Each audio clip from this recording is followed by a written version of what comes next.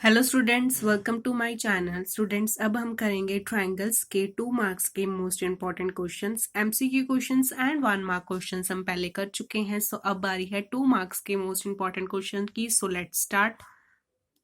So first question is, in a given figure AB is equal to AC and DB is equal to DC। ये AB line AC के equal है and ये जो DB line है वो DC के equal है। आपको प्रूफ दैट ABD ये बाहर वाला एंगल इतना सा वो किसके इक्वल है? ACD। सो इसके इक्वल है।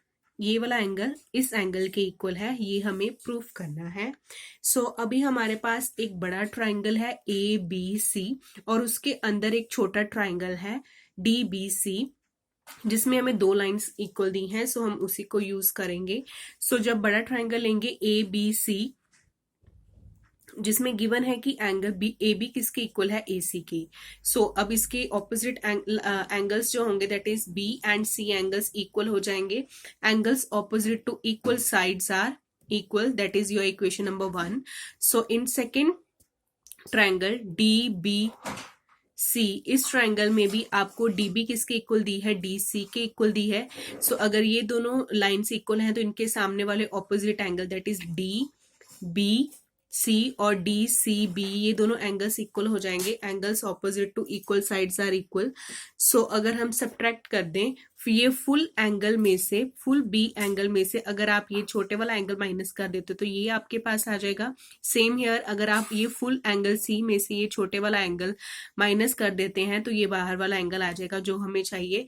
सो एंगल C में से माइनस कर दिया DCB। सो हमारे पास आ गया एंगल ACB और एंगल B में से हमने ये DBC माइनस कर दिया तो हमारे पास आ गया ABD जो हमें चाहिए था। सो हंस proved. Now in a second question, in a given figure if angle ABD जिसका नाम मैंने 1 रखा है इक्वल टू ACE, ये 1 एंगल हमें 4 के इक्वल दिया हुआ है। Hence prove that AB is equal to AC। हमें ये प्रूव करना है कि ये जो लाइंस हैं वो क्या है? इक्वल। ये NCERT एग्जाम्पलर का क्वेश्चन है जी। सो फॉर दैट इनके नाम लिख लिए, इसको 1 दे दिया, इसको 2, इसको 3 और इसको 4। सो 1 और 2 आपके पास लीनियर पेयर बन रहे हैं। So angle 1 plus angle 2 is 180 degree linear pair. Also angle 3 and angle 4 is 180 degree linear pair हो जाएगा। सो बाय इक्वेशन 1 एंड 2 आपको ऑलरेडी गिवन है कि 1 एंगल किसके इक्वल है? 4 के इक्वल है। ठीक है जी। अगर 1 4 के इक्वल है सो दैट मीन्स इन इक्वेशन के अकॉर्डिंग अगर 1 4 के इक्वल है और 180 कट जाएंगे तो 2 किसके इक्वल आ जाएगा? 3 के। सो दैट मीन्स 2 एंगल किसके इक्वल आ गया? 3 एंगल की। सो अगर ये दोनों एंगल्स इक्वल हो गए, एंगल 2 एंड एंगल 3, तो इनके सामने वाली ऑपोजिट लाइंस जो हैं that is AB and AC वो भी क्या हो जाएंगी? इक्वल। ये आपकी थ्योरम है converse of that sides opposite to equal angles of a triangle वो भी क्या हो जाती हैं? इक्वल हो जाती हैं अगर एंगल्स आपके पास इक्वल हैं। सो हंस प्रूफ जो हमें चाहिए था वो हमें मिल गया। Now come to third question. In a given figure, if AB is equal to AC, अगर ये जो आपकी लाइन AB है वो AC के इक्वल है and BD is equal to DC, ये जो BD है वो भी इसके इक्वल दिया है, D as a mid point ले रहे हैं वो। So find the angle ADD, मतलब आपको इसकी वैल्यू निकालनी है, इस D एंगल की वैल्यू आपको निकालनी है जी। सो फॉर दैट आपको ये जो 2 ट्राइंगल्स बन रहे हैं ADB एंड ADC, ये जो 2 ट्राइंगल्स बने ADB एंड ADC, इन दोनों को हम कॉन्ग्रुएंट प्रूफ कर देंगे और वहां से हम ये दोनों एंगल्स ले लेंगे D वाले और उनको लीनियर पेयर हम कर सकते हैं तो हमारे पास वो एंगल्स की वैल्यू आ जाएगी। सो पहले कॉन्ग्रुएंट करते हैं। सो कॉन्ग्रुएंट करने के लिए AB is equal to AC हमें दिया है, BD is equal to DC हमें दिया है, 2 चीजें हमें ऑलरेडी गिवन है और AD दोनों में क्या आ रहा है? कॉमन। सो बाय SSS रूल के साथ ये दोनों ट्राइंगल्स क्या हो गए? कॉन्ग्रुएंट। एंगल ADB एक कॉन्ग्रुएंट टू एंगल ADC। ठीक है जी। अगर ये दोनों ट्राइंगल्स कॉन्ग्रुएंट हो गए तो ये जो 2 एंगल हैं वो हम क्या ले लेंगे? Equal by CPCT corresponding parts of congruent triangle की वजह से। ठीक है जी। So ADB equal to angle ADC, ये दोनों एंगल्स हमने ले लिए इक्वल कि इन दोनों की वैल्यूज क्या होगी? इक्वल होगी। बट ये दोनों एंगल्स वैसे क्या बन रहे हैं, लीनियर पेयर बन रहे हैं, ठीक है, क्योंकि इनका कॉमन वर्टेक्स है, ठीक है जी, और ये स्ट्रेट लाइन के ऊपर बन रहे हैं। So angle A D B plus angle A D C is equal to 180 degree, linear pair. So अब इन दोनों की वैल्यू सेम है तो कुछ इनका दोनों का नाम सेम हो जाएगा, ए डी बी लिख दिया। So that means 2 ADB is equal to 180 degree. So cut करके हमारे पास क्या बन गया, 90 degree. So ADB is 90 degree. Now fourth question is, in a triangle ABC, D is the midpoint of a side AC such that BD is equal to 1/2 AC and show that ABC is a right triangle. ठीक है जी, आपको एक triangle दिया है ABC, उसमें जो ये D angle है वो मिड पॉइंट है और एक कंडीशन उन्होंने दी है कि BD is equal to half AC है और आपको प्रूफ करना है कि जो ये ट्रायंगल बन रहा है वो क्या बन रहा है, एंगल जो ये B एंगल है ये आपका क्या है जी, राइट एंगल है। सो अगर आपके पास D जो है वो मिड पॉइंट दिया है AC का, सो दैट मीन्स AD किसके इक्वल होगा, CD के इक्वल होगा और ये दोनों ही किसका हाफ होंगे, ये फुल लाइन क्या है, AC, तो ये दोनों फुल लाइन AC का क्या होंगे, हाफ होंगे।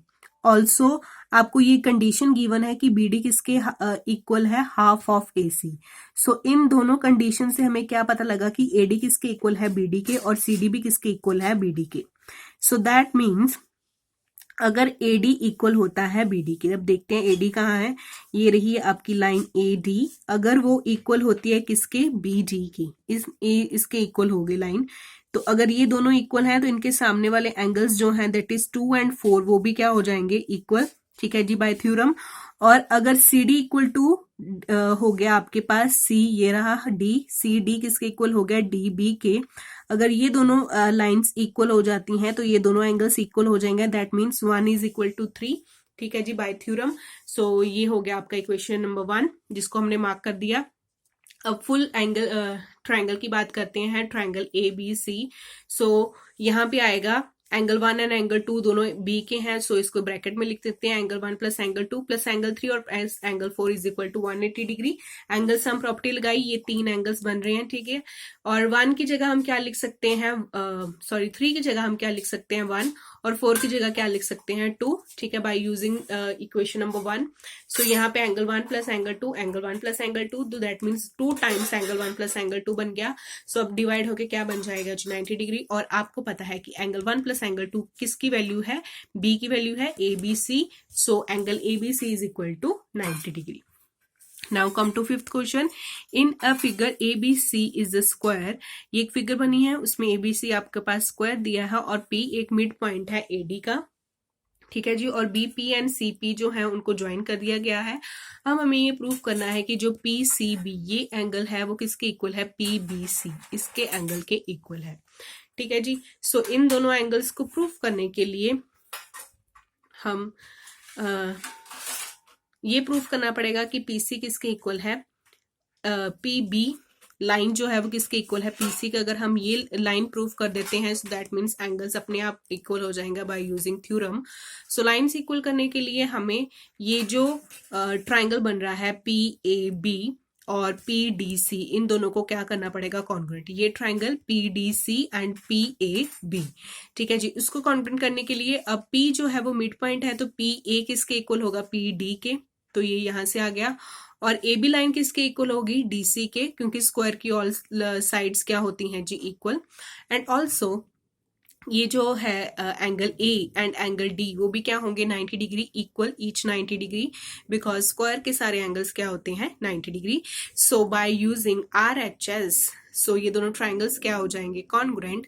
सो अगर ये दोनों ट्राइंगल्स कॉन्ग्रुएंट हो गए तो आप ले सकते हो कि PB किसके इक्वल है, PC के, by CPCT, that is corresponding parts of congruent triangle. So PB अगर PC के इक्वल है दैट मीन्स ये जो दो एंगल्स हैं वो किस आ जाएंगे, इक्वल्स, क्योंकि by theorem angles opposite to equal sides are equal. So ये भी हमने प्रूव कर दिया by using theorem. So these are the easiest questions of triangle. आपकी जो बुक के रिजल्ट है ऑलमोस्ट वही यूज होते रहते हैं, बस आपको उसको यूज करने के लिए थोड़ा सा फिगर को देखना पड़ता है। एज यू नो ज्योमेट्री के जो क्वेश्चंस होते हैं these are most important questions. So for more important questions please subscribe my channel. Thank you so much.